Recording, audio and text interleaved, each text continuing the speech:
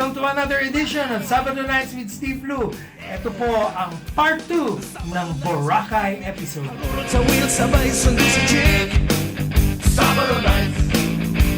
Doon sa mga nakapanood sa atin last week sa part 1 ng Boracay episode, may kinausap tayo si Mr. Bong Fernando, tapos pinakilala natin ang ating Food Diwata, ating food correspondent na si Miss Katya, at of course yung mga gigs na ginawa ko doon. Dito sa part 2 ng Boracay episode ng Sabado Nights with StiffLu, nakapanayam natin si Andre Abriam, ang may-ari ng Beachcomber Bar.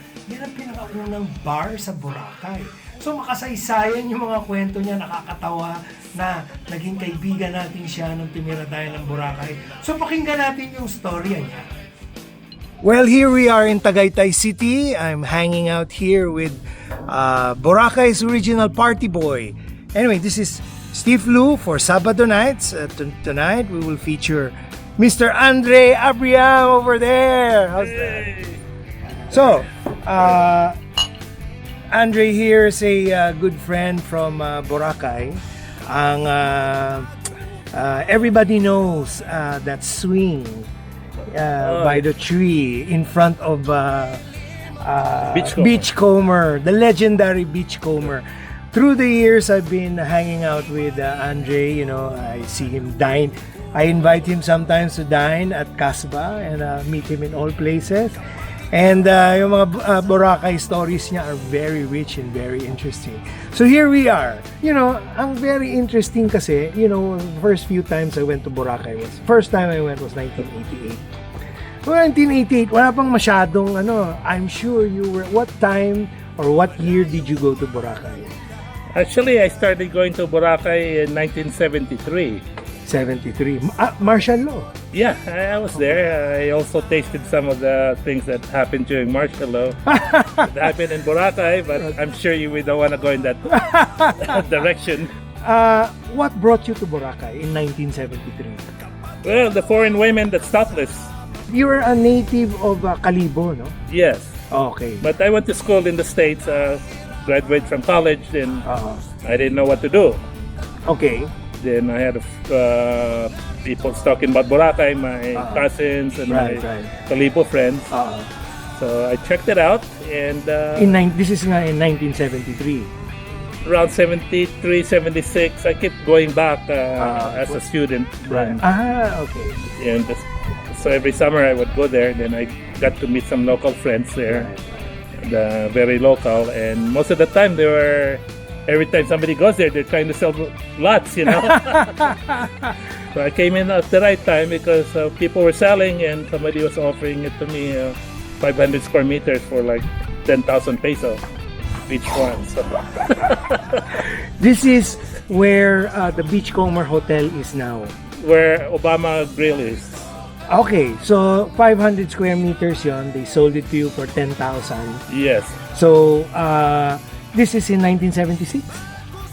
79 now. 79. So going back and forth, a fresh graduate from the US, didn't know what to do, native of Calibo. So you had 10,000 pesos, you bought the property.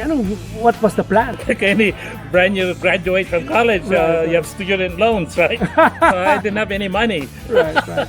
You opened up the bar and it was called Beachcomber. Yeah. First I didn't know, but I just opened it. I had it's like a really native, you know. The posts were coconut posts, and everything was cocoa lumber with nipa. So, yung that was where this swing was, yung may coconut tree na slanted na gano'n, may swing ka. Iconic yun. Iconic. Unfortunately, wala na yung tree. Diba? Okay. And one time we were friends and he said, "Hey, Andre, you know, I heard you have a piece of property there. Right. Why don't you open a bar?" So I said, "Well, sounds like a good idea. If this guy could get all the chicks on this side of the island, I could get it that side." I love it. Yeah, New Year's Eve, 81, 82. So you inaugurated New Year's Eve. Yeah. Well, you know, 1981, Boracay. Wala pang kuryente. Wala pa. So, and also that's the first bar nga talagang beach bar. Right. So before that, yung mga people that drinks, they go in the restaurant and they would drink inside. So my bar is parang modern beach bar. I had the stools outside, Right. and the bartenders inside. Right. But the locals, I invited them, and they all went inside the bar instead of sitting in the stool. You know, I said, "No, you go there and sit outside." You know, and I served the drink. So, walang kuryente. You were gasera, ganun.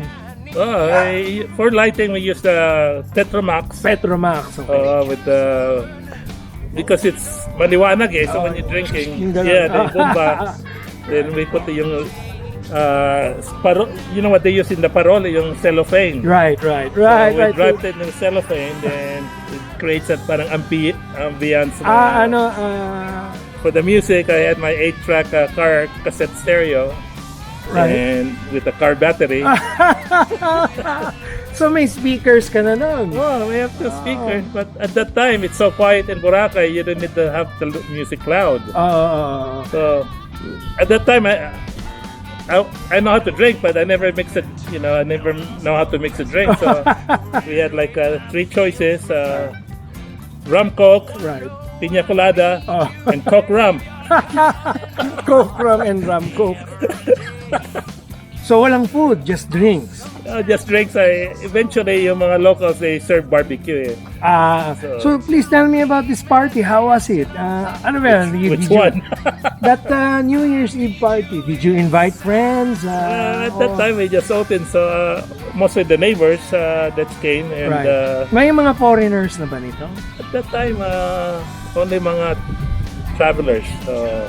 Backpackers. But later on, marami ng foreigners that decided to live there. At the beginning, the first 2 years, I never made money. Okay. Because all my friends, I was selling the beer for $3.25 per beer. And I was making like 25 centavos. Right. So You when bought my- at 3 pesos and you sold Yeah, at so when my 3.25. friends come over, we like to drink, so we drink almost all the profits. And when the girls come, low-key talaga. Especially the Germans, they would drink us under the table, you know. Okay. Tell us, how did the business evolve? Well, actually, I just opened the bar to pick up the girls. Okay. So that's the Yeah, evolution. that's a payoff. Coming from California, I have my hat there, and the Right. back I brought the waterbed. How was life in Boracay in 1984? Usually, there's seasonal eh. So from December hanggang siguro June, you get a lot of backpackers. Right. Because it's getting cold in Europe. Right. So that's the time they go to tropical islands. Right. Then when summer comes, they go back to Europe. Right. And then the Habagat wind is coming from the front, so hardly any tourists. So. Right. Wala pa yung bulabog niyan eh, no? Wala pa. It's nobody even goes there, you know. Right. So even during those times, usually I just go to Calibo with my parents and stay. And So you lived on the island during the season? yeah, and off and on, when I get Right. bored. And, Right. That's my advantage because some people from Manila, they couldn't do that. So Right. Uwi get ka lang ng island- Kalibo, no? yeah, so they get island fever. And, You know, Andre, we've shared a few stories before, and I love your stories. I always, you once told me about your experience with ice. You remember that story? oh yeah, because there's no electricity in the island, so you have to keep the beer cold Right. and the drinks, and otherwise nobody would buy that much. Right. So, in Calibo, there's an ice plant there, so they would you would order. I would go there once a week and set my order, and they would put the ice in a sack of then they put rice husk. Right. So isolate it, then they would tie it up so it's a bundle like a rice. Then they would load it in the jeepney. And by that time, because the jeepney would pick up anybody in the road. So when it leaves Calibo, it's this big. By the time it reaches Boracay, it's this big. Half the size na lang. Because there's a hole in the middle. So it became precious. Okay, yeah. Americans, Europeans, they're so used to having their drinks cold with ice. So sometimes they would say we would try to minimize the amount of ice we put in their drinks. And sometimes he would say, "Oh, could you please put some more ice?" And I said, "No, we'll give you more rum." Miguel Warsdo. Kuya Migs. Jammers? Yeah, Jammers. Jammers. He's one of the original guys. He recently passed away, no? Yes, sadly he passed away, but he was one of the motivators for us to really party. Plus he's an original hippie, you know? Okay. So, she's one of your influences, ganun ba yun? Oh yeah, he's our godfather. He teaches what the European women like and don't like. So, like, you know, he would, simply me and my friends, Will Dick from and another friend from Calibo, my manager, Munding, the girls, they just traveled around the world and they would come to my bar from Europe. And they would start talking to us, and they see Miguel because he's white, and he would ask them, "Are these two guys okay?" He said, "Are they safe?" And Miguel said, "Are you kidding? Are they safe? You're lucky that they're talking to you." He's the bar owner. Yeah, so he's the one, like, you know. Right. When did John Monroe of Cocomangas start? Yeah, you came before him, right? Yeah. Actually, John put Cocomangas before it was a bar. He had it as cottages. Right. And it's very close to my place, maybe around 50 steps from my. And of course, my bar at that time is people want to dance, and the music was loud because there's no other sound. There was no tricycle, so his guests would go check out because too much loud music. He decided. Well, he used to write a note to his security guard and send it to me, saying that please turn down your music. It's disturbing our guests, and maybe I had a little bit too much to drink, and I told him, that guy is supposed to be a friend. This is Philippines. He's a foreigner. If he wants to, he should come and face to face and right. Tell me in my face. So I think I wrote something, a 4-letter word, and gave it to the guard. I don't know what. So he came in and he started pointing his finger at me, and next thing we know, we're fighting inside the disc jockey booth. See, the cassette tapes were flying, and then there was another guy. He jumped over the DJ's booth. He started punching John, and when he looked up, that's Lawrence. That's my manager. Because Lawrence, after he finishes at Cocomangas, he would come to the bar and party. And he was punching John. Yeah, because he didn't know it's not some foreigners. Because we were friends. Yes. And then eventually you became close friends, diba? Yeah, eventually, the next thing I know, maybe he went back to Canada and came back and opened the Cocomangas shooting bar. Yeah. And I guess he figured out that the magic formula. Yeah, I figured out that bar was making more money than his cottages. So that's the history of Cocomangas. Yeah. Speaking of music, so you're playing music, and then you have cassettes, and then they were running on batteries. You once told me the stories kung paano yung nire-rewind yung mga cassette. Yeah. Well, I would get a big ball pen, and I would tell my bartender to to dance, and while rewinding. And sometimes, because everybody, including my bartender, we drink, and sometimes they would overwind and the cassette would fly off and hit the customer in the head, So we had anybody that gets hit with a cassette tape in the head gets free drinks. During nighttime, we had people dancing, and all of a sudden they get hot, take off their clothes, and jump in the ocean. Then one time, this one guy came back with a banana leaf. And I said, Lucky, what happened to you? How come you have a banana leaf? He said, yeah, somebody stole my clothes. When I got married, they couldn't drink for free anymore because my wife was the cashier. So they started opening up their own bar. So Will Dick, Hilito, he opened Basura Bar. Sa kanya pa yung Basura? Sa kanya. Okay. Yeah, legendary din yung Basura Bar. He's the only one that stayed in the business. Up to Club Parao, He still owns that, di ba? And they're the first bar to had a generator. Because 1988 na ako nagpunta, medyo vague na siya. Oo. So, I remember passing through Cocomangas and Beachcomber muna kasi iconic nga yung slide doon, no? Yung swing pala, sorry. So, and then after that, Cocomangas. So, these were the regular stops, di ba? Basura, Beachcomber, and then Cocomangas. Yeah. So, 1988 na to.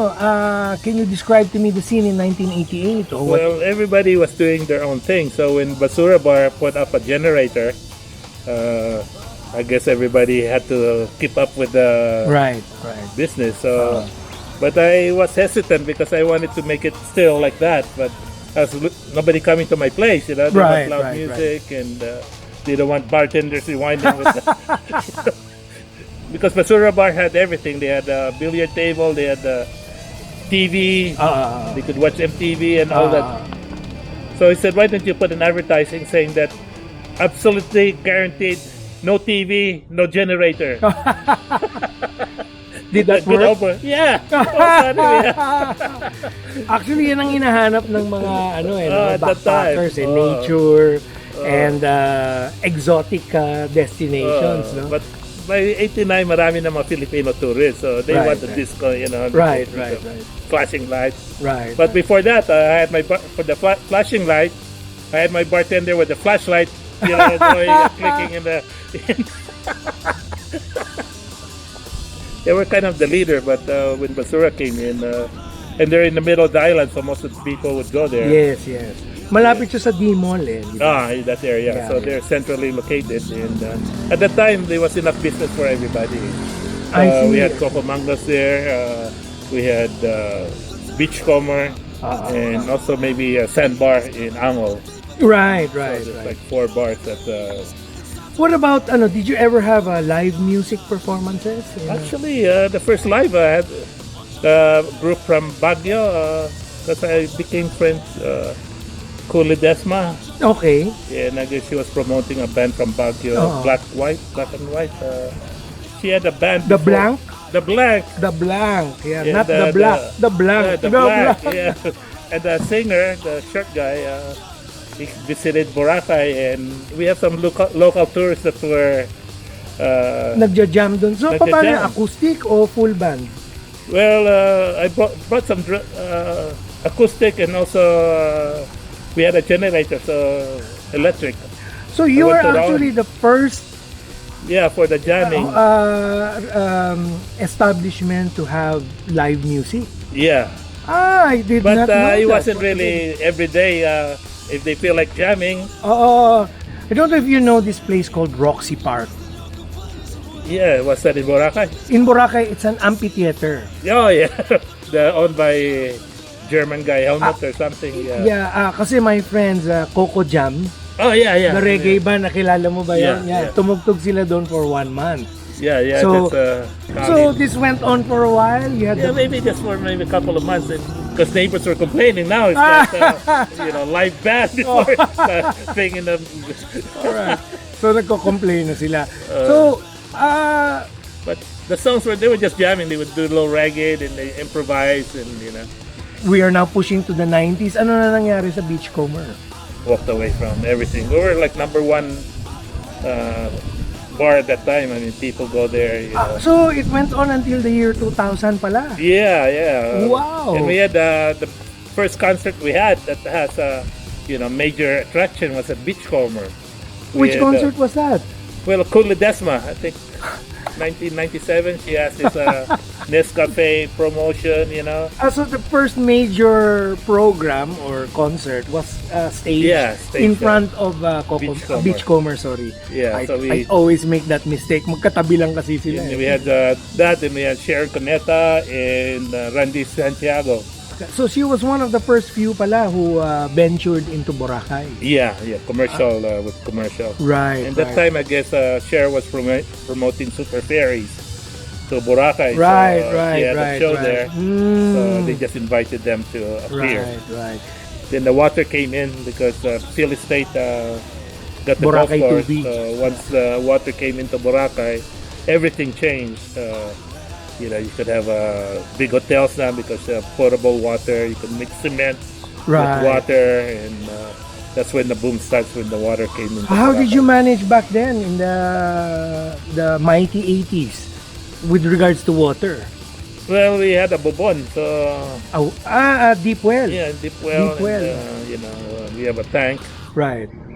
So water was hard then. Oh yeah, yeah. Drinking water So, especially. drinking water. So, oh well, I bought a piece of property next to Joni's. Right. Is this sometime in the 2000s or before? No, it's before my 1990, early 1990s. So. Or earlier, 20,000? Or It came up to 40,000 per square meter. So now the whole almost 1,000 square meter was, I think, 60,000 I paid for that. now, that's like a square inch. Yeah. A square inch. So, in the early 90s, you opened up, you bought that property beside Joni's. Yeah. Ano yun? And did you convert it into a hotel right away? Well, I needed a house for the kids, so I basically just put my residence there. Right, right. Whereas Joni, we bought it at the same time from the same owner. He built a resort there, and it's very successful to this day. I couldn't rent a hotel because I was doing the bar business. I would come home at 2 or 3 in the morning, Right. and it's Right. and that's all. I really didn't want to make that much money. And, In the early 2000, mga 2009, that's when I met you sa Zeppelin. oh yeah, that's You opened the bar across the street of Beachcomber Hotel, Oh yeah. which we called Zeppelin, which was managed by the Spanish guy, si Eli. Yeah, si Eli. Eli, Yeah, si Eli, who became the bartender at Dos Mestizos. Yeah. Who became a good friend actually. I learned so much from Eli then as a bartender. So you're a fan of rock music, di ba? Yeah, I was. Actually, I saw Led Zeppelin live 3 times when Oh my God! in the States. So but I don't remember because we were in the nosebleed section. All the smokes there were like. Right. Year 2000. Please tell me what happened in the year 2000. Well, I just got burnt out. Like it's time to leave, and at the time I already had the hotel also, so I couldn't You do built it. the hotel. Yeah, I built. No, not yet. That was 2007. Yeah, I was just burnt out. It's just that too much things happening, with the island, and also, like you said, I was a rocker. Right. I played reggae, and some beautiful young girl, who was a DJ, came up to me and said, "Hey, could you please change the music?" I said, "Why?" Well, Bob Marley's been dead for 20 years. So I said, time to retire, because of the techno music was what's coming. Techno. Yeah, what do you call it? House. The house music was in, and I'm still playing. Yeah, actually, di ba, by this time, the DJ culture was coming into Boracay. I remember we had this discussion. We've had this discussion before. And Dario Brothers, where they held a thing there. The Hey Jude was coming up, so Yes. I said, well, now it's time to, I could turn over to my friends, let them run with the So 2000, was that when Wilbeck took over? Beachcomber. Beachcomber. Yeah. So it became Pier 1, and then eventually, I think, was it 2007? Yeah, when the list finished, I took it back again. And we did Beachcomber again, but by that time, I don't have the Energy. And, well, what happened was we tried to revive Beachcomber with Manoy as my partner and his cousin, and it was okay the first couple of, but people already to Hey Jude, and there's the juice bar, D-Mall na, and- D-Mall. yeah, the mall area. So You came to the realization that Beachcomber was no longer the trend. yeah, it's no longer the trend. I saw that in year 2000, but Yes. I didn't want to run the bar anymore. So Right. well, what happened was Sandy Javier, I want to open an Andox here in Boracay. right behind Beachcomber, that was my parents' property. And when they passed away, they gave it to my sister. So I had them do a contract with my sister to open Andox. So the first Andox is behind Beachcomber. Yes, yes. That's why we have Obama. And It's still there. yeah, it's still there. So I guess they had a long-term lease with my sister. So Also, okay, you mentioned Sandy because of Obama Grill. yeah. So, What year was this? siguro 2000. Well, after 2000. Pier 1, I looked for other people to lease. So, the Manoy, we did it for 1 year. So, mga 2006. Then, 2007, we brought in Sandy as one of our partners. For Obama Grill. Well, Hindi pa. for Beachcomber, then we said, well, just do instead of a bar, just do a restaurant. Now, there's Obama Grill. Your hotel is being leased out. You're not operating it. Yeah. So, here we are, Andre, 2022. You're semi-retired or fully retired. Yeah. Here in Tagaytay, relaxing, raising your kids. What holds in the future for Andre? Any chance of you going back to Boracay? I always go back there, and it's always going to be my home. Right. My home base. You never know. I mean, it's just, when you're retired, you just watch the grass grow. Yeah. And, And the sunset, yeah. the sunset And the sunrise, yeah. yeah. Right, right. Well, congratulations, Andre. You have a fantastic story. I always enjoyed our when we sit down together, have a few drinks, and you're sharing all these classic stories from yung pala 1973 was the first time you went. Do you remember the journey in 1973? You have to go to Calibo. You have to go through Boruanga. Buruanga. So you go. There's no road going through the Nabas. So during because remember, there's two seasons: the Habagat season, and the Amihan. So kung Habagat season, you have to go all the way to Boruanga, which is from I guess July to October. Yes. So to go to Boracay, you have to go. So you have to go all the way to the edge of Buruanga, Yeah, and then you come down. where that cliff is, and then from there you take a boat going back to Katiklan. Yeah, and that's during the month of that's Amihan. That's the month between maybe October November up to June. And from June to maybe October, it's Habagat. So you go from Nabas. They have a boat to go to Boracay. May direct flight na no. So it depends on the time of the year. Kasi nga pala bulabog ang ano mo no. That's Bulabog. So During Habagat, you go to Bulabog. Yung Amihan, you go to Boruanga. so in 1973 wala pang station 1, 2 and 3 no. And no such thing. Actually during that time, once you're in Boracay, they could take you anywhere. Where Willis Rock is, that area there. Yes. That's the center of Boracay at that time. You could land anywhere. So if you don't know anything about Boracay, the first person that gets off the boat, you're Sasabay being a ka. tourist.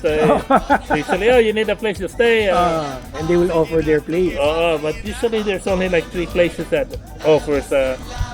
It's a house with Rooms. with rooms, like Willie's place, Wilbeck Hilito.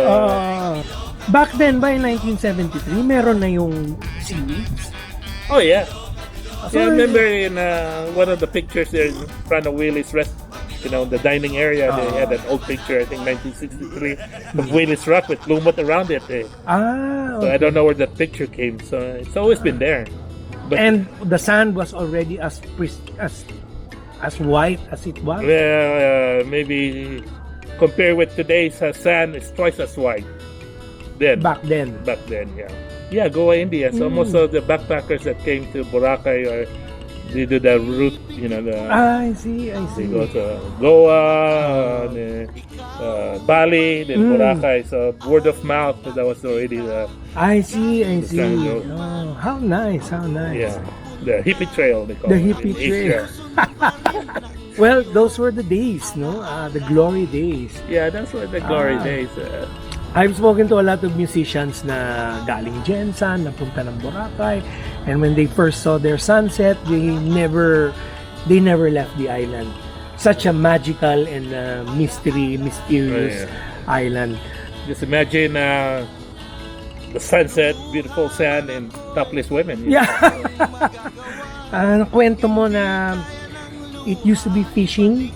Yeah, and the islands, Boracay has always been blessed, Right. somehow. And first, when there was no transportation to take their fish to The mainland. Calibo mainland, there's so much fish there. And of course, I wasn't then, but before Mga maybe in the 60s pa to. 60s, yeah.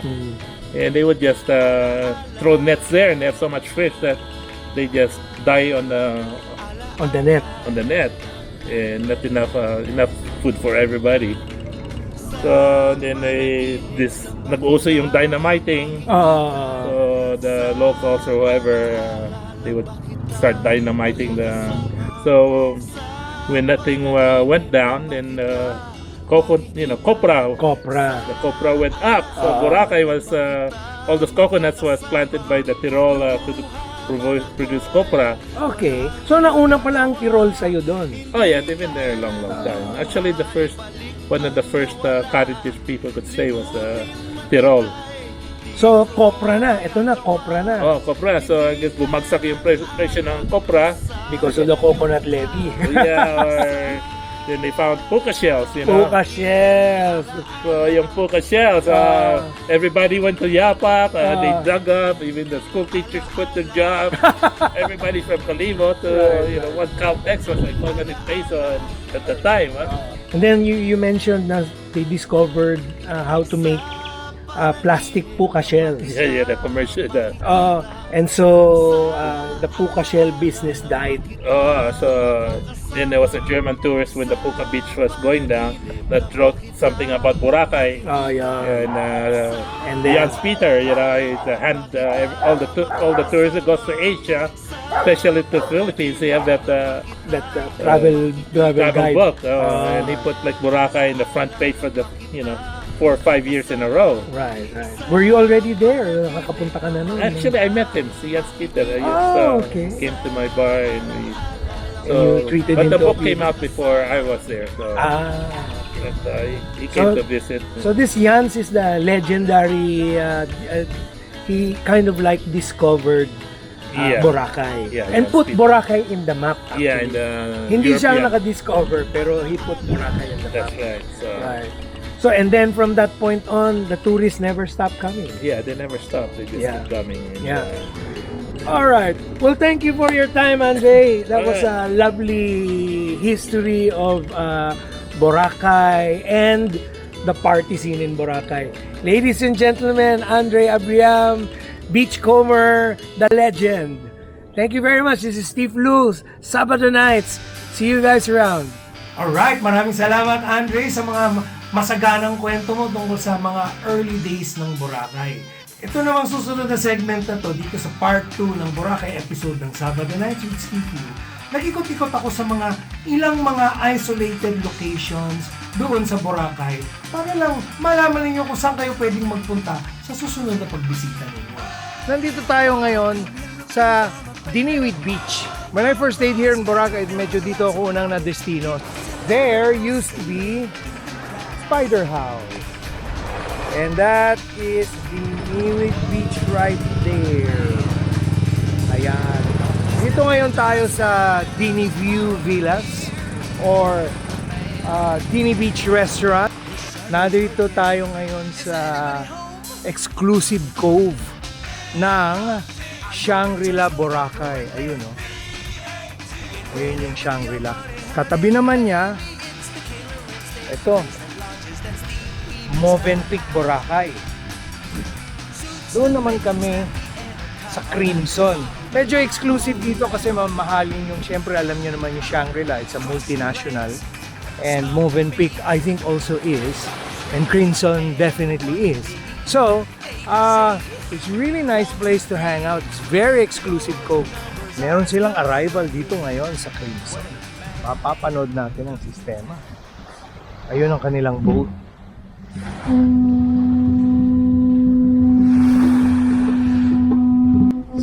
this is how things are done if you stay in a luxury resort.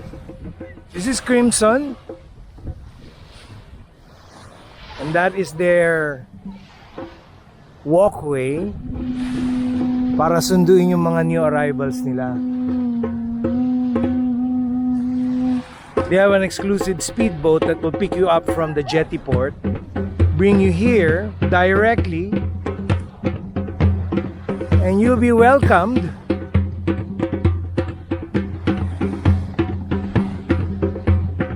by a drum group. That's Crimson for you. I'm sure ganun din sa Shangri-La. They have a welcoming, they have their own port, and they have those beautiful speedboats that pick you up. Actually, they have their own terminals sa jetty port. So, papasok ka na sa terminal pagdating mo sa jetty port. Diretso ka na sa speedboat nila. Dadali na kayo, diretso na dito.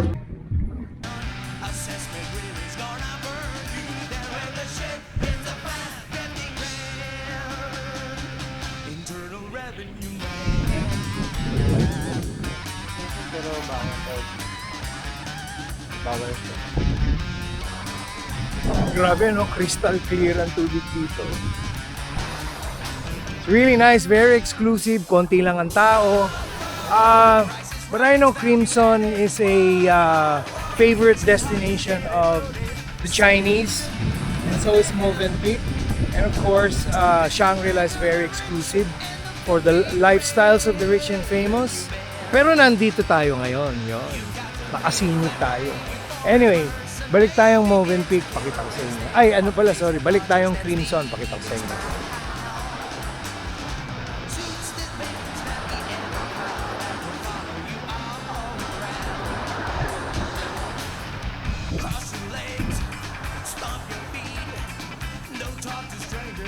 Hey! Now we're here at Ilig-Iligan Beach.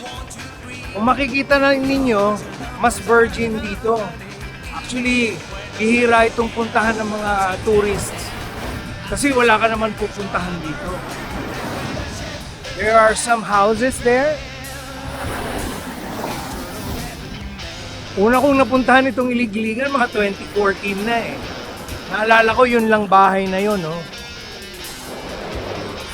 And it was actually an abandoned house. Well, at least nobody was living there. Ngayon, meron na siya nitong bagong resort. The Ilig-Iligan Landmark.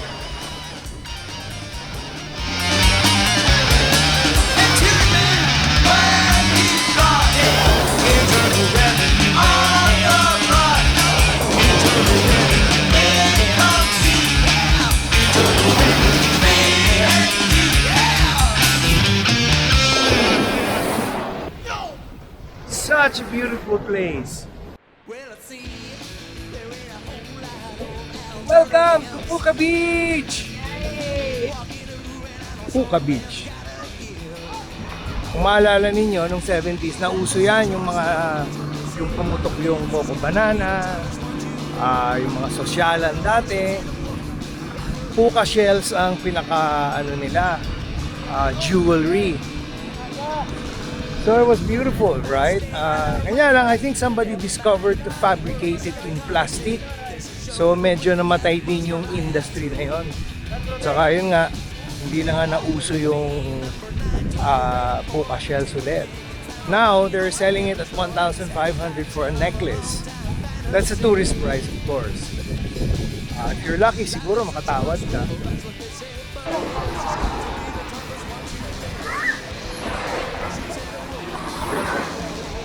Ito yung entrada ng Puka Beach. Makikita nyo doon, yung mataas na building na hindi tapos. Was a development that was stopped because they wanted to protect Puka Beach. Naalala ko pa, medyo maluwag to eh. Maraming restaurant sa Pandaron, pero ngayon wala na sila. Tingnan, naapektuhan sila ng building na yun. Ang daming tao, ang dami rin mga stalls. Yan yung mga nagbebenta ng Puka shells. Yun nga, wala pang mga foreign tourists dito, puro locals pa lang, ang dami ng tao.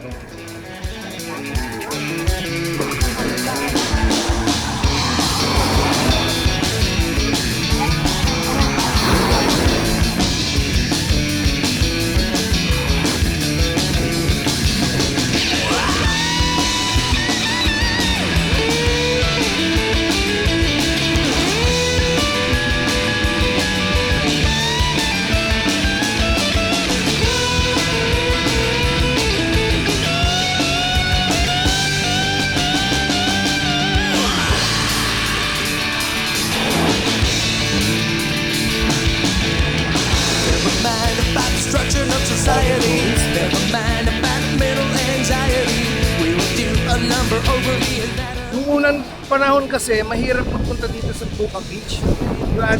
You had to either rent a boat. A sunny or a rainy day, we come back here for another day. Now, life is a choice, well, that's what they say. But there's just got to be the toughest one to make. Had her emotions and a woman with the hourly rate.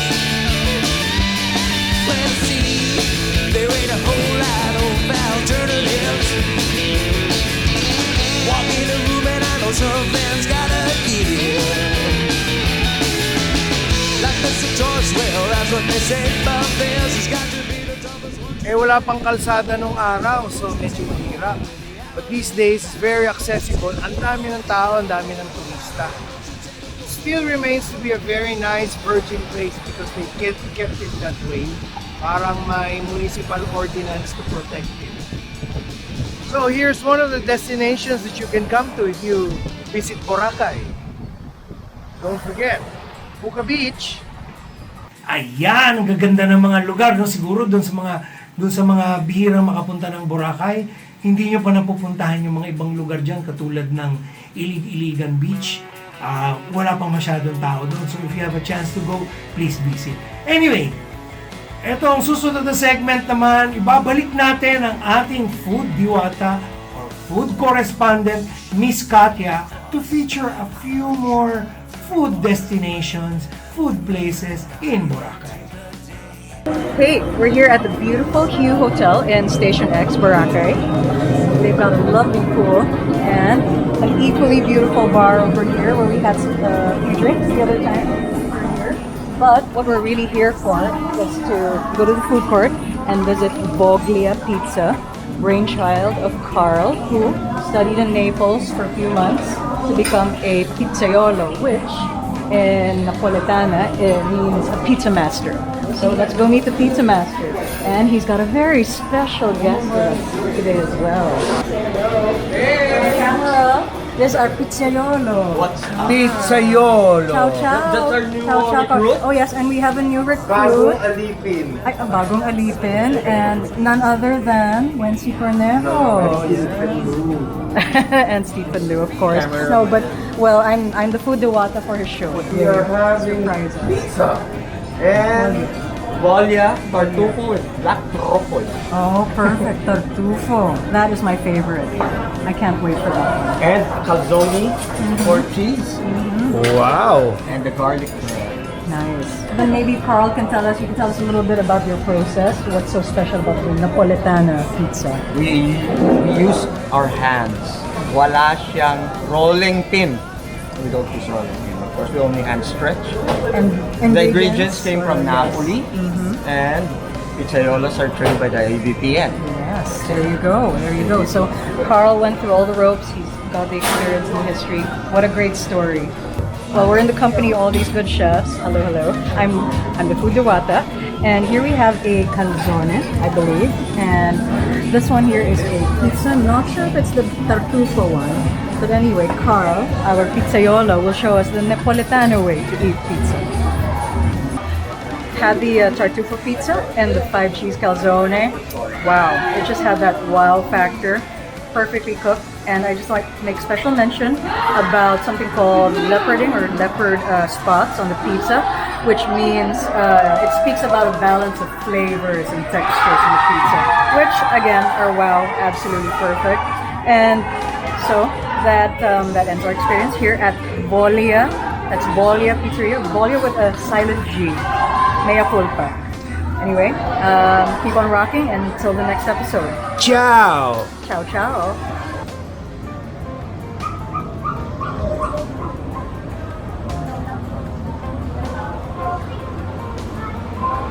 Okay, we're here at Congas to have some Thai food with the guys.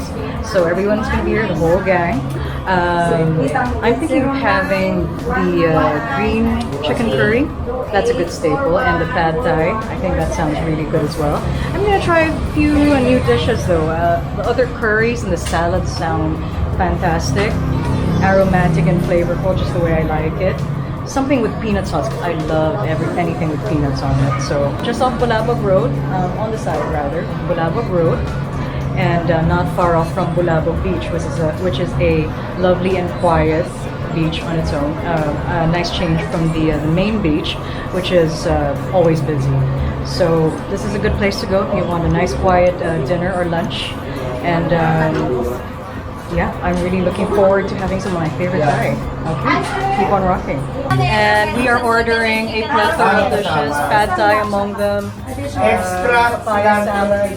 So these guys were the whole gang, the guest performers at Woodstock 2022. Woohoo! Rock on!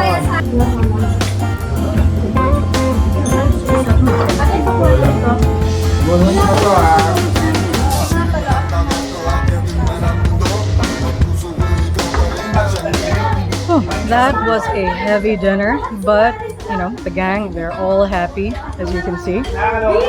So everything was fragrant and flavorful, aromatic, a little bit of spice, but you know, it's just like life, you need a little bit of spice, right? Try the food here at Congas, and as the sign says, authentic, tasty Thai food. And it is authentic, it's homemade. Believe me, I think I finished their stock for tonight, so. But everyone's happy, I'm happy. So come on down when you're here and you're in the mood for something really flavorful. Congas is the place, right? Okay, signing off. Keep on rocking. Maging sa pagtulog, ika'y nababanggit. Good sunny morning. We're here at my absolute favorite, the Lazy Dog Bed and Breakfast near Bulabog Beach. It's a nice quiet beach away from the main one, which is always so busy, so I prefer it here. We're sitting here in probably my favorite spot in the entire resort. It's sort of like a patio, covered patio. It's got tables. We're sitting on the banig, and we've got all these fat cushions. Okay, so Lazy Dog is called Lazy Dog because the owner Gila has these two really fat, really cute dogs. They're like the ambassadors and mascots of the place, and you'll see them when you hang around here. They'll hang around you, especially if you've got food like this, which again are the star of Lazy Dog. You know, I've ordered adobo flakes with a sunny side up egg. You can have your eggs any which way you want, and it's got mango salsa, really delicious rice, garlic rice, cooked by their Chef Rose, I believe. And I just ordered 6 bottles of my favorite chili paste, which I'm going to eat with everything. I just love the vibe here, everything, the music, the art. There's like little bits of art everywhere. I can see actually right here next to me by the glass windows, there are mosaics here. Look at that. So you use like old bottle tops, old knives, utensils, and put together in a really creative way. And there are some sculptures there, like little steampunk sculptures put together from old scrap metal. Extremely creative, which is the total vibe that I get from this place. So props to you, Gila. Oh, and one more thing. Here we go. We've got, and Steph has ordered a Spanish omelet, right? With a really generous dose of salad, homemade bread, and lots of butter. It's the only way you should have it, right? Chef Rose is amazing. And I'm also I'm not just a Food Diwata, I'm also a Plant Diwata. So one thing you see here are a lot of plants here that are normally so expensive, like sold at exorbitant prices as houseplants in Manila. But here, they're everywhere and everybody gets to enjoy them. And I love that about the place. So everything just hits the right notes here for me. Music, the art, the people. Before I forget, all the ates and the kuyas who work here, the moment we came back, they were like, hey, welcome back. And it just feels like a home away from home. So keep on rocking. I'm going to have my adobo flakes now. Right, so this is my before and after. Look at the aftermath of that. Yes, I devastated that in literally a few minutes. Adobo flakes, the best. I've been searching for the perfect adobo flakes for a very long time. And this is it. Light, crisp, seasoned to perfection with that buttery rice and the best mango salsa I've ever tried. I just like to thank Gila, Chef Rose, and all the ates and kuyas who work here. You guys are family. You've been together through the pandemic and kept it together, stayed open, and you know, I marvel at all the hard work and the community that you've built here, and I absolutely love it. Thank you for the art, the plants, the food, and from this Food Diwata's heart, you have made me so happy. So, cheers and rock on, you guys. I'm gonna keep coming back here. Thank you. Thank you, Miss Katia, for those lovely treats. Anyway, maraming salamat sa inyong pagtangkilik dito sa part 2 ng Boracay episode ng Sabado Nights with StiffLu. Huwag niyong kalilimutan, next Sabado Nights, part 3 ng Boracay episode. Abangan! Oh, Sabado, Sabado, Sabado.